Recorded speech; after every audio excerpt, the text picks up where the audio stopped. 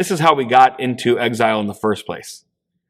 The way we got into exile was when every man was just concerned for his own, not concerned for the good of everybody else.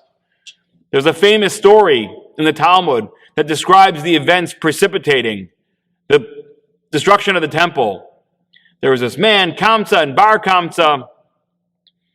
They hated each other. One invited the other one over for a big meal. And he kicked him out because he invited the wrong person. You were supposed to invite my friend. You invited my enemy. And he kicked him out and made a big mockery and embarrassment of him.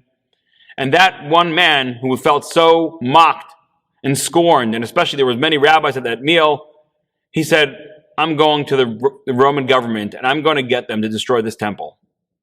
Because he himself was slighted. He felt hurt. It was all about his feelings. It wasn't about what was best for the world.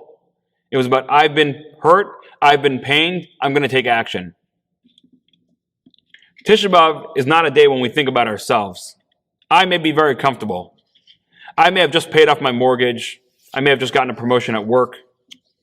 I may have just graduated summa cum laude from a prestigious university, and I've got so many career opportunities open for me. And for me, I say, life's pretty good here.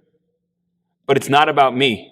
The reason why we sit on the floor on Tisha B'Av and mourn is because we see the Jewish people, and indeed the world, in much more collective terms. If there's pain anywhere, that's pain that I share. It's a burden that I share. Selfish thinking is what got us into this exile, the fighting, the pettiness, only thinking of oneself, what's better for me, what's better for me.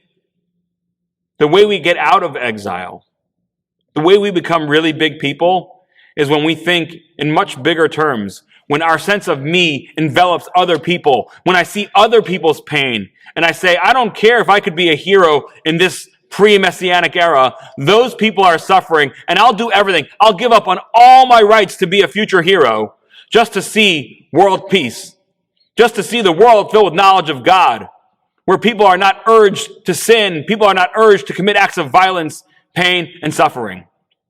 So this Tisha B'Av, I actually ask you, my dear friends, please mourn with me. Mourn with me that we live in an era where people are still, unfortunately, so petty, so selfish, so self-centered that all we are is thinking about what's best for us.